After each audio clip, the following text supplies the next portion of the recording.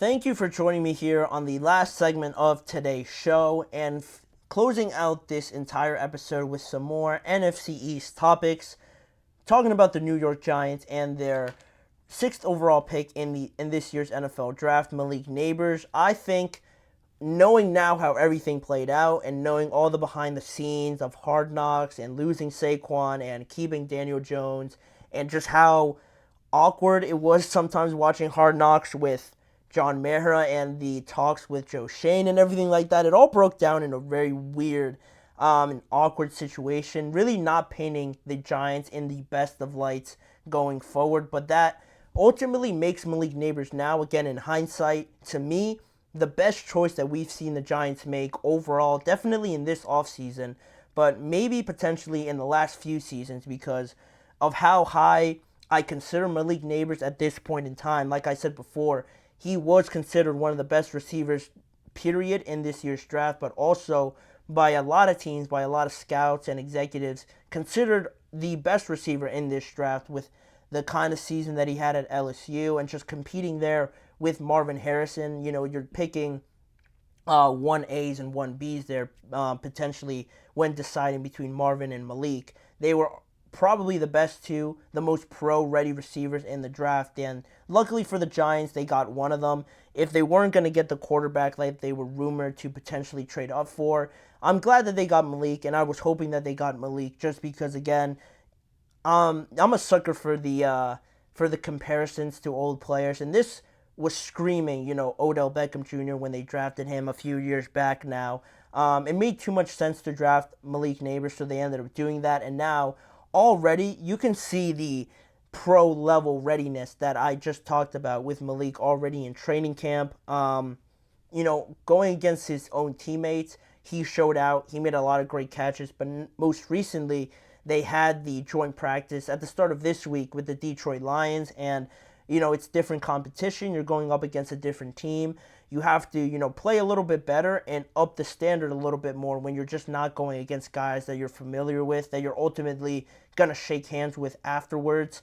There was no shaking hands in these practices because there was a lot of fists and punches being thrown instead of hands being shaken. But with that being the case, with all the competitive juices flowing, you saw Malik Nabers' talent really exceed a lot of the coverages, a lot of the corners that he was going up against, and all credit to the offense of the New York Giants and Daniel Jones for getting Malik Nabers the ball. And over the course of this training camp, I think more and more we're going to see the realization that this guy is the guy, the face already probably of this offense to go forward in 2024. Some of the reports from training camp are pretty crazy from the Detroit Lions joint practice because they reported that I'm sure you guys saw the clip where they were actually fighting Malik Nabers and Kirby Joseph, but in that play, while it was still a football play, the cornerback, Kirby Joseph, broke up the pass to Malik Nabers, and that was reportedly the only incompletion that he had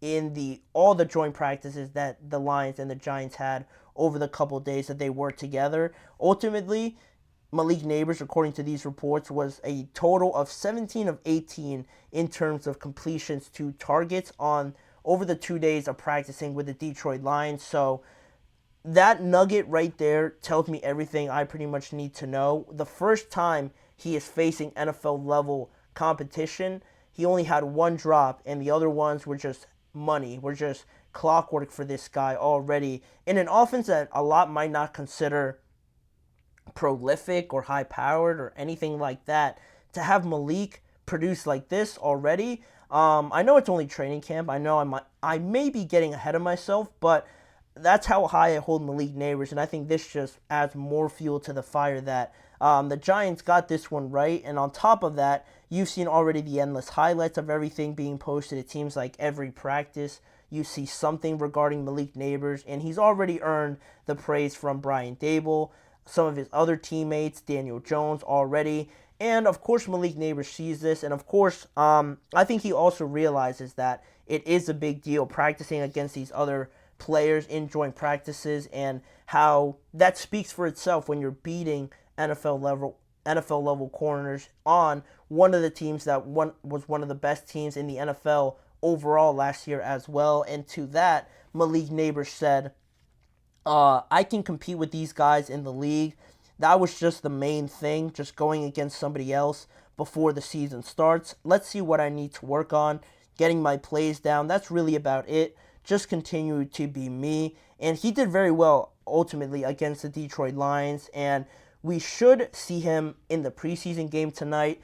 I've been following it a little bit. I don't think he's actually gotten a reception just yet. I could double check, but the game is still 0-0 in terms of any developments in that game.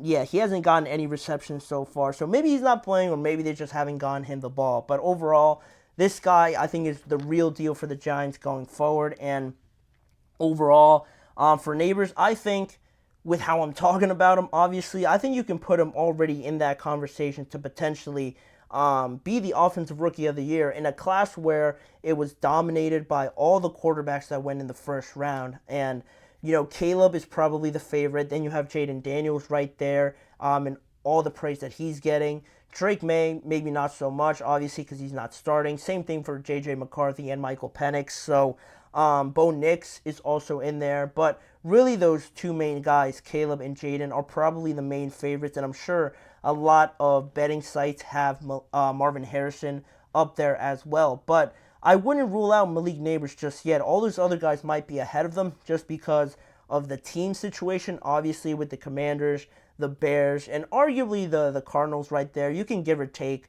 with the talent on the Giants and the Cardinals. Those other guys probably are favored because of the state of their teams, but Malik, honestly, right away, it all really comes down to the play calling and Daniel Jones and the ability to get him the ball. And if they could do that, no matter where he is on these betting sites in terms of Offensive Rookie of the Year, I think playing with guys like Jalen Hyatt, Isaiah Hodgins, Wan'Dale Robinson, Allen Robinson as well, I failed to mention him before, and Darius Slayton, they have a decent group where, it might not compete right away on paper with some of the other talented offenses, but it's not a bad group overall where everybody's going to go to Malik Nabers. He's still only a rookie, of course, obviously. So all these other guys are going to get their attention. And the amount of guys that they have also, they can rotate them in and out, deploy them differently, give these defenses different looks. And that way, I think also Malik Nabers could benefit from that going forward. And I think he's definitely going to lead this group and not overshadow, but outshine the rest of them just based on talent alone.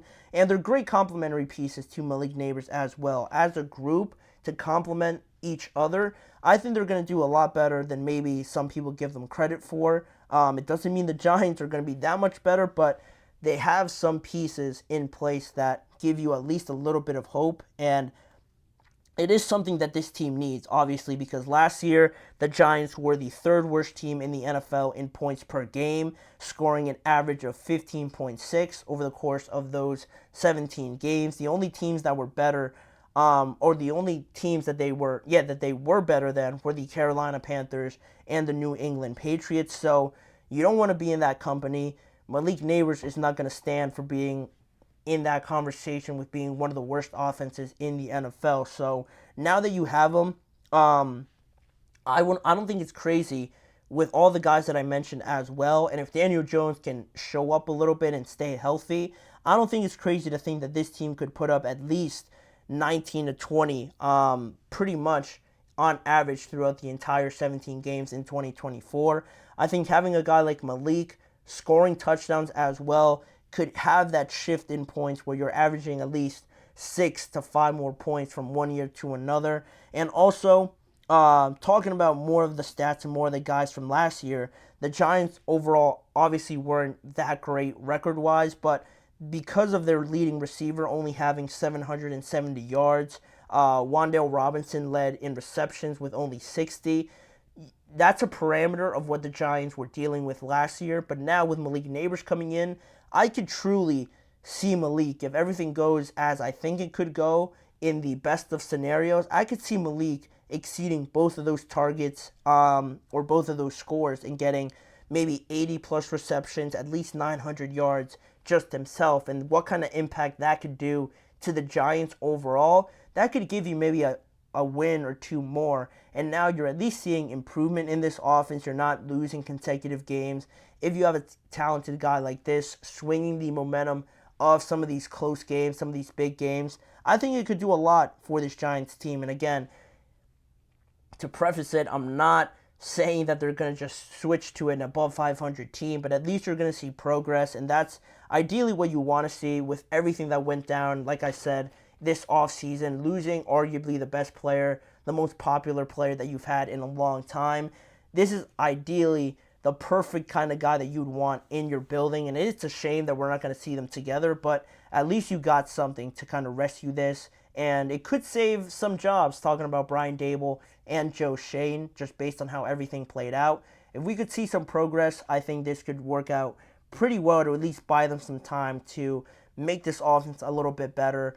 In regards to what they do with the quarterback, that's a whole different thing that we could talk about for another segment. But Malik Nabers, the expectations on him already are to be the guy in New York, and that might not be fair, but I think Malik is definitely up for it. He's talented enough to bear that responsibility this upcoming year. But let me know what you guys think of my expectations for Malik and how you guys see his impact benefiting the Giants in 2024. But with that being said now, that'll wrap it up for today's show. Please remember to like, follow, and subscribe to the GSMC Chip Shot Football Podcast, as well as following the network on all forms of social media as well. And if you want to see more of this show, check out both YouTube channels, the Podcast Network channel and the Sports Network channel on YouTube for various forms of watching content around the NFL, around this show as well. And as a final reminder, tune in every weekday at 6:30 p.m. Eastern Time for more discussions and all the latest stories around the NFL with me, Manny Maradiaga, as your host. Thanking you for joining me, and I hope to see you back here with me to end the week on tomorrow's show.